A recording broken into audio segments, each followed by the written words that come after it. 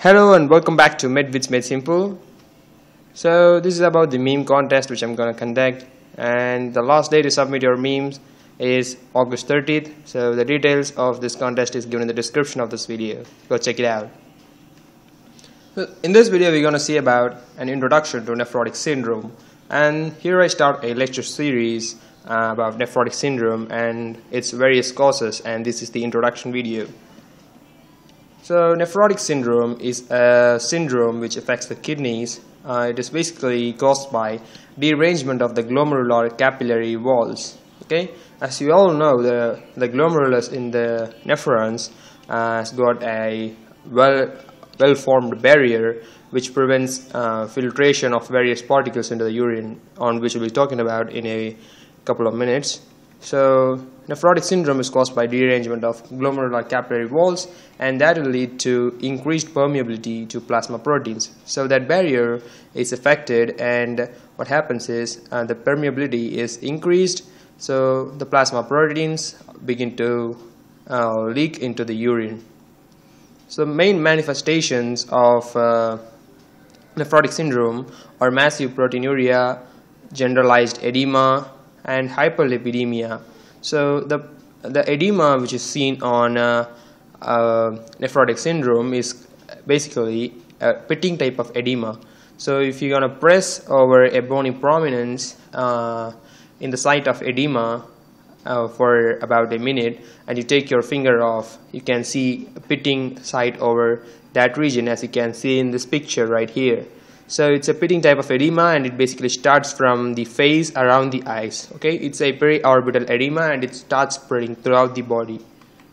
So the cause of massive proteinuria is what I've actually told you in the previous slide. It's due to increased permeability of the glomerular capillaries, leading to increased excretion of proteins in the urine, and that will lead to decrease in the albumin level in the blood, because they are frequently getting excreted in urine. So that will lead to hypoalbuminemia, and that will lead to generalized edema in turn. This is because due to the loss of proteins from the body, like from the vascular compartment into the urine, what happens is there will be decrease in osmotic pressure in the vascular compartment, and that will lead to leakage of fluid into the interstitium, leading to generalized edema. And hyperlipidemia develops in these patients, and that's a complex mechanism. What happens is these patients tend to produce increased amounts of lipids in their body, such as lipoprotein A, low density lipoprotein, LDL, very low density lipoprotein, and all that, which are actually bad cholesterol, and they have decreased levels of high density lipoprotein, which is the good cholesterol. And due to increased amounts of lipids in their blood, these increased amounts of lipids get excreted in the urine, which is known as lipiduria. Normally, the glomerular basement membrane and the glomerulus has got various layers, such as endothelium, glomerular basement membrane, and the visceral epithelium, which are also known as podocytes, and these act as barrier which prevents the excretion of proteins into the urine. And what happens in nephrotic syndrome is that this barrier gets disrupted, leading to increased permeability and leakage of various proteins, lipids, etc. into the urine, which are normally not excreted in urine. So proteinuria are basically classified into two types: highly selective proteinuria and poorly selective proteinuria. In highly selective proteinuria, only minimal or only small amounts, small size proteins are excreted in urine. This is because the defect is not so much. So examples of highly selective proteinuria is albuminuria. So albumin is a smaller protein. So if only albumin is getting excreted in urine, it is called as highly selective proteinuria. If the defect gets worsened, what happens is the patient tends to develop poorly selective proteinuria, in that along with albumin, larger proteins such as globulins are also excreted in the urine. So that's kind of worse. These patients are more prone to develop infections. This is because, as I told you, these patients tend to lose lots of globulins in their urine. Globulins includes immunoglobulins, which provides immunity for human beings. So if immunoglobulins are lost in the urine in excess amounts, these patients are more prone of developing infections.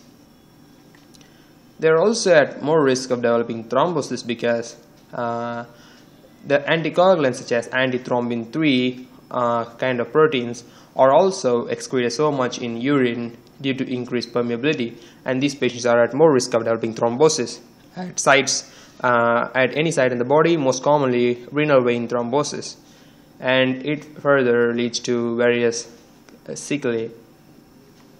So the causes of nephrotic syndrome can be classified into primary glomerular disease and systemic diseases causing nephrotic syndrome. So in primary glomerular disease, the main pathology lies in the kidney itself, whereas in systemic diseases, there is a generalized systemic disease in the patient, and that will lead to development of nephrotic syndrome. So first, let's see the causes, the primary causes or the primary glomerular diseases which cause nephrotic syndrome, and these includes membranous nephropathy, minimal change disease, focal segmental glomerulosclerosis, and membranoproliferative glomerulonephritis. So I'll make a separate video on all this. I'm not going to mention anything on any of these things in this video because it will be so boring if I'm going to make a long lecture at a stretch. So this video is just an introduction to nephrotic syndrome, and I'll make a lecture series on all these topics individually in separate videos. So the systemic diseases with nephrotic syndrome as a complication are diabetes mellitus, amyloidosis, systemic lupus erythematosus. Few drugs can also cause nephrotic syndrome.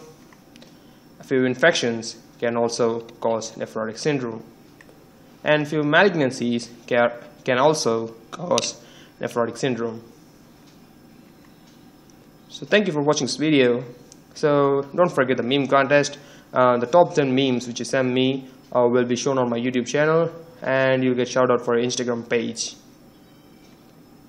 If you want me to make more videos, please support me by donating me on www.patreon.com/madevidsmadesimple.